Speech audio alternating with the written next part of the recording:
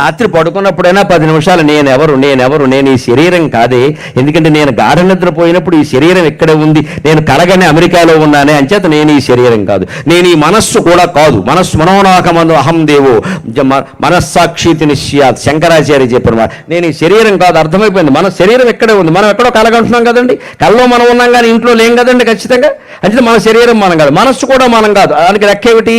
కల కూడా కాకుండా గాఢ నిద్రలోకి వెళ్ళాం మనం, సుషుప్తి అంటారు. గాఢ నిద్ర, ప్రతిరోజు అందరం సుషుప్తిలో గడుతున్నాం. అప్పుడు మనస్సు కూడా లేదు, కలగండం లేదు, ఆలోచన లేదు, గాఢంగా ఉన్నాం మనం. పైగా పొద్దున్న లేచాక ఏమన్నామంటే ఆ స్థితిని మించిన స్థితి లేదు. అందుకే ఒళ్ళు మరిచి పడుకున్నావమ్మా, మరిచి పడుకున్నావు, ఇంత సుఖం ఎప్పుడూ పొందాల అంటే మనిషి ఇవన్నీ మర్చిపోతేనే సుఖంగా ఉంటాడు, గుర్తుపెట్టుకుంటే బాధపడతాడు. జ్ఞాపక శక్తికి పేరు పొందిన వ్యక్తిగా 1000 పద్యాలు ఏకధాటిగా అప్పగించి ధారణ బ్రహ్మరాక్షసుని పేరు పొందిన వ్యక్తిగా చెబుతున్న, జీవితంలో గుర్తుపెట్టుకోవడం అంత దుఃఖం లేదు, మర్చిపోవడం అంత సుఖం లేదు. వీలైనంత మర్చిపోండి. ఎవరైనా కనపడగానే మనం గుర్తుపెట్టి పలకరించాలని అనుకోకూడదు అసలు. ఎంత గుర్తు మర్చిపోతే అంత మంచిది. 60 ఏళ్ళు దాటిన వాళ్ళు ఎన్ని మర్చిపోతే అంత మంచిది. 20 ఏళ్ల కుర్రాళ్ళ మనం ఆలోచిస్తాం ఏమిటండి, నన్ను గుర్తుపెట్టారు, పలకరించారు, భుజం మీద చేయేశారు, ఓహో అన్నారు, ఆయనకి అజ్ఞానంగా నీకు అజ్ఞానం, ఊరే ఆ విషయం. పలకరించక్కర్లేదు, గుర్తుపెట్టుకోవడం ముఖ్యం కాదు. ఇక్కడ అనంతకోటి ప్రజా సముదాయంలో ఎవరిని ఎంతమంది గుర్తుపెట్టుకుంటారు? మేము ఇంకా చాలా తక్కువ ఎదుర్కొంటాం. నాకు తెలుసు రాజకీయ నాయకులు చాలా ఇబ్బంది పడతారు దీంతో. ఈ గుర్తుపెట్టుకునే సమస్య చాలా బాధ వాళ్ళకి. అందుకే వాళ్ళ సమావేశం జరిగితే వేదిక మీద వారికి నమస్కారం, వీరికి నమస్కారం, 20 మందికి నమస్కారాలు పెట్టేసరికి విషయం ఎగిరిపోయింది, ఇంకేం లేదు ఇక్కడ. వారిని చూస్తే నాకు జాలి ఇస్తూ ఉంటుంది. వీళ్ళకంటే మనం ఎంత గొప్ప వాళ్ళం, ఎవరికి నమస్కారం పెట్టకుండా నేరుగా మాట్లాడేయచ్చు, మేము అదృష్టవంతులం అనుకుంటా. వాళ్ళకి ఇబ్బంది ఏమిటంటే ఇందులో ఎవరినైనా ఒకరిని మర్చిపోతే కిందికి దగ్గర అన్నా మా కొలవ ఓట్లన్నీ నీకు వేయించా, నా పేరు చెప్పలేదు అంటాడు. కొంపలు అంటుకుపోతాయి ఇక్కడ. నాకు జాలేస్తుంది, అందుకే వాళ్ళు ఏదో సుఖపడుతున్నారు అనుకుంటా, కానీ నా దృష్టిలో చాలా జాలేస్తుంది నాకు. ఎందుకంటే ఎంత ఇబ్బంది పడుతున్నారు. పైగా ఎవరు మాకు అభిమానులు కొన్ని లక్షల సంఖ్యలో ఉన్నా, ఎవరింటికి, ఎవరి పెళ్లికి, ఎవరి ఉపనయనానికి మేము వెళ్ళకపోయినా మమ్మల్ని అనడానికి ఏం లేదు. కానీ వారు ఎవరైనా వెళ్ళకపోతే మళ్ళీ ఓట్లు పడతాయో లేదో బెంగే. పైగా వాడొక్కడు ఓట్లు కాదు, ఆ కులం ఓట్లు మొత్తం పడవు. ఎంత శిక్ష అండి నిజంగా. అందుకే నేను జీవితంలో రాజకీయాల్లో చేరను, వచ్చే జన్మలో కూడా చేరను. నేను సుఖంగా ఉన్నాను, హాయిగా 4 మంచి మాటలు చెప్పుకుంటూ. అన్ని పార్టీల వాళ్ళు నాకు మిత్రులే, గొడవ లేదు. అనవసరంగా ఓదా అంటూ చేరి మిగిలిన వాళ్ళతో శత్రుత్వం ఎందుకు తెచ్చుకోవాలి? నాకేం పని ఇక్కడ? హాయిగా స్వచ్ఛంగా మాట్లాడగలం. ఓ దాంట్లో చేరామంటే ఇంకా మాట్లాడలేం, ఆ ముద్ర వేసేస్తారు మనకి. నిజం చెప్పినా సరే ఎందుకు వచ్చిన గొడవ? ఈ గుర్తుపెట్టుకోవాల నాయకులను కూడా దయచేసి మీరు అడగండి, అది కూడా అహంకారమే.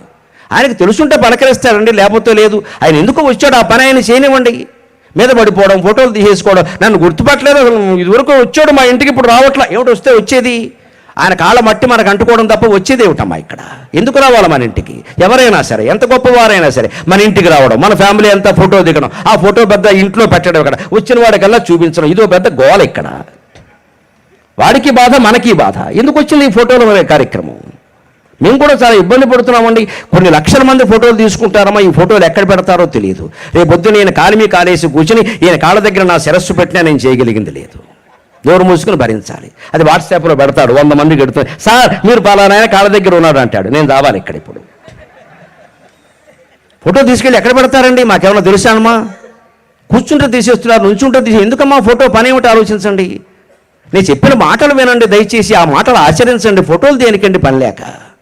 ఇంకోటి కూడా చెబుతున్న రహస్యం మీకు తెలియదు, వీడియోగ్రాఫర్ని అడిగితే చెబుతారు. టీవీలో మాట్లాడుతున్న వ్యక్తిగా నాకు తెలుసు, ఎన్ని ఫోటోలు ఎక్కువ తీస్తే అంతగా రక్తం క్షీణిస్తుంది, ఆయుర్దాయం తగ్గిపోతుంది. దయచేసి ఈ ఫోటోలు పిచ్చి మానుకోండి.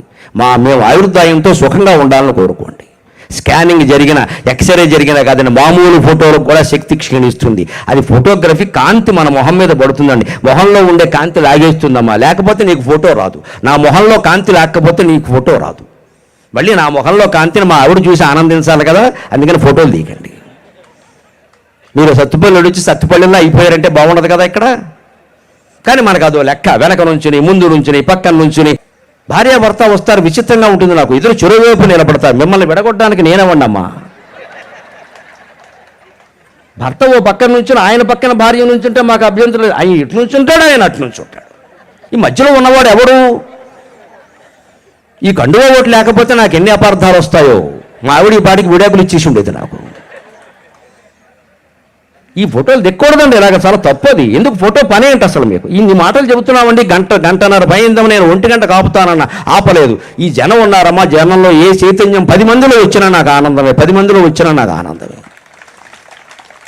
నేను ఇంటి దగ్గర ఉంటే ఈ పాటికి మా ఆవిడ కంగారు పడి అన్నం పెట్టేసేది, నేను 12:30కి భోజనం చేస్తాను. నేను రాత్రి ఎప్పుడు అన్నం తిన్నాను, నేను 10 ఏళ్ళు అయింది మానేసి, 2 పళ్ళు తింటాను. శ్రీనివాసరావు గారిని అడగండి, అట్టిపళ్ళు తిని పడుకున్నా రాత్రి. 10:30కి సభ అన్నారు, ఆలస్యమైన నేను ఎందుకు మాట్లాడుతున్నానంటే మళ్ళీ ఇంతమంది జనానికి 4 మంచి మాటలు చెప్పే అవకాశం నాకు రాదమ్మా, అది నా పుణ్యం. అది కులాతీతంగా ప్రాంతాతీతంగా జరుగుతున్నటువంటి సభ, ఇది సభలో మాట్లాడడం అదృష్టం కదా, మంచి అవకాశం కదా. అందుకోసం మాట్లాడుతున్నాం. ఆకలి ఇస్తున్నా సరే లోపల, కారణం లోపల ఆకలి వేరుగా ఉందమ్మా. హిందుత్వం, భారతీయత, సంస్కారం నిలబడాలి, ధర్మాలు నిలబడాలి. కులం పిచ్చి కాదు కావలసింది, మనకి దేవుడు పిచ్చి పట్టాలమ్మా. దేవుడు అంటే అందరికీ ఒక్కడే. అలా ఆలోచిస్తే ఆత్మప్రదక్షిణ నమస్కారం అంటే నీ గురించి నువ్వు ఆలోచించు. నేనెవరు, నేను ఈ శరీరం కాదు, నేను ఈ మనస్సు కాదు అన్నప్పుడు శరీరానికి మనస్సుకి అతీతంగా మనం ఉన్నావా లేదా? ఆత్మ అంటారు దాన్ని. ఆ ఆత్మ నేను అని ఆలోచిస్తే ఆత్మకు తొడుక్కున్న తొడుగులండి ఇవన్నీ. నువ్వు తొడుక్కున్న శరీరమే తొడుగు, దాని మీద చొక్కా పెద్ద తొడుగు అంటే మళ్ళీ కులం తొడుగుతావు, మతం తొడుగుతావు, ప్రాంతం తొడుగుతావు, ఇల్లు తొడుగుతావు, ఆడతనం తొడుగుతావు, మగతనం తొడుగుతావు, ఇల్లు తొడుగుతావు. ఈ తొడుగులన్నీ వదిలించుకోగలిగితేనే ప్రసన్న గణపతి మనకి సాక్షాత్కరించగలుగుతాడు. ఏ మతం వారికైనా ఉపయోగపడే సందేశం ఇది. అందుకని ఆలయ నిర్మాణం అంటే ఇప్పుడు చెప్పండి, ఈ తత్వం ప్రకారం మనం ఆలయానికి వెళ్ళి వస్తే ఏడాదిలో మన మనస్సు మారి మోక్షం వస్తుందా రాదా? పోలీస్ స్టేషన్ల శ్రమ తగ్గిపోతుందా లేదా? ఆసుపత్రి శ్రమ ఎందుకు ఉంటుందంటే అనారోగ్యం ఉంటే కదా. బీపీలు, షుగర్లు అందరికీ, పిల్లలకి 25 ఏళ్ళ వాళ్ళకి వస్తున్నాయేమో ఆందోళన. ఎందుకంటే రేపు ఏమవుతుందో అని ఆందోళన, అయ్యో నిన్న ఎలా జరిగింది అని ఆందోళన. గతాన్ని వదిలేయగలిగితే, భవిష్యత్తు గురించి ఆలోచించకుండా ఉంటే, ఎదురుగా ఉన్నటువంటి తత్వాన్ని చూడగలిగితే బీపీ రాదు, షుగర్ రాదు. నాకు 62 ఏళ్ళు లెక్క, ఇప్పటికి బీపీ లేదు, షుగర్ లేదు. నా దగ్గరికి వచ్చే దమ్ము వాటికి లేదు, అనుమానమే లేదు ఇక్కడ. ఎందుకంటే నేను ఈ క్షణం ఇక్కడి నుంచి దిగ్గానే ఈ సభ వ్యవహారం మొత్తం మర్చిపోతాను. వేదిక మైకు ఆగగానే నా మనస్సులో మెదిలేదు నమఃశివాయ. ఏ మనుషులు నా దృష్టిలో ఉండరు, ఏ ఫోటోలు నాకు అర్థం కావు. నేను ఎక్కడున్నానో కూడా నాకు తెలియదు. మా అమ్మ దయ వల్ల పంచాక్షరి జపం ఒకటే నాకు తెలుసు. ఇప్పుడు కూడా గంట పట్టి నేను చేసింది అదే జపం. ఇంత మంచి మాటలు పంచాక్షరి జపంతో సమానం కాదా? నేనే నా స్వార్థం కోసం మాట్లాడానా? నా ఓట్ల కోసం మాట్లాడాను? నా ప్రయోజనాలు ఏం లేవండి, మీ ప్రయోజనం తప్ప. ఇది కూడా పంచాక్షర జపమే కదా. నేను అందులోనే ఉన్నానంటే నాకు బీపీ ఎందుకు వస్తుంది, షుగర్ ఎందుకు వస్తుంది? ఎంత ఆవేశంతో మాట్లాడినా రాదు, ఎందుకంటే అక్కడికక్కడే వదిలేస్తాం ఆ విషయాన్ని. జీవితం అంటే అంతే, ఒక్క మాట చెప్పి నేను సెలవు తీసుకుంటా. జీవన్ముక్తులమే ఉండాలి. బీపీలు, షుగర్లు, అనారోగ్యాల దగ్గరికి రాకుండా ఉండాలంటే 3 మాటలు దృష్టి పెట్టుకోండి, అందరికీ ఉపయోగపడే మాటలు. జరిగిన దాన్ని మర్చిపో, జరుగుతున్న దాన్ని గమనించు, జరగబోయేదానికి సిద్ధంగా ఉండు. అప్పుడు జీవితం చాలా బాగుంటుంది. జరిగిన దాన్ని మర్చిపోవాలి.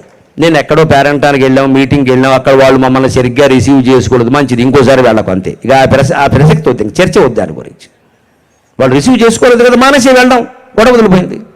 జరుగుతున్న దాన్ని గమనించాలి. అన్నిట్లో మనం వేలెట్టక్కర్లేదండి. నేను ఉండాలి అక్కల. ఇప్పుడు ఇంతమంది మీరు ఏమీ వేలెట్టకుండా గమనిస్తున్నారండి. నాకెంత ప్రయోజనం కలిగిందో మీకెంత ప్రయోజనం కలిగిందో ఆలోచించండి. అంతకంటే ఎక్కువ కలిగింది. నేను ఈ మాటలు మాట్లాడడానికి గ్రంథాలు చదవాల్సి వచ్చింది, గుర్తుపెట్టుకోవాల్సి వచ్చింది, నానా యాతన పడవలసి వచ్చింది. మీరు సుఖంగా కూర్చొని వింటున్నారే హాయిగా, మీ అంత అదృష్టవంతులు ఉన్నారా? జరుగుతున్నదాన్ని గమనించాలి, కానీ మధ్యలో లేచి మీరేదో మాట్లాడారనుకో నేను ఆపేస్తాను, గొడవ అయిపోతుంది. అంటే జరుగుతున్నదాన్ని, ఈ ప్రసంగాన్ని గమనించినట్టే మీరు సంసారాల్లో విషయాలు కూడా గమనించండి. కొడుకు కోళ్ళు మాట్లాడుకుంటారు, మీరు మధ్యలో వేలెట్టకండమ్మా, అత్తగారు సుఖంగా ఉంటుంది. అంతేకాని పొద్దున్న కొడుకు కోడల్ని కాఫీ కలపని, ఇది వరకు నన్ను అడిగేవాడు ఈ మధ్య అడగట్లేదు. ఇదే మొత్తం దరిద్రం అంటే ఇది. ఇక్కడే బీపీ వస్తుంది. నిన్ను అడగలేదు అంటే నీకు పని తెప్పింది, సుఖంగా ఉండు. మొగుడు అడిగితేనేమో కాఫీ ఇవ్వరండి, కొడుకు అడగలేదని బెంగ ఎక్కడ.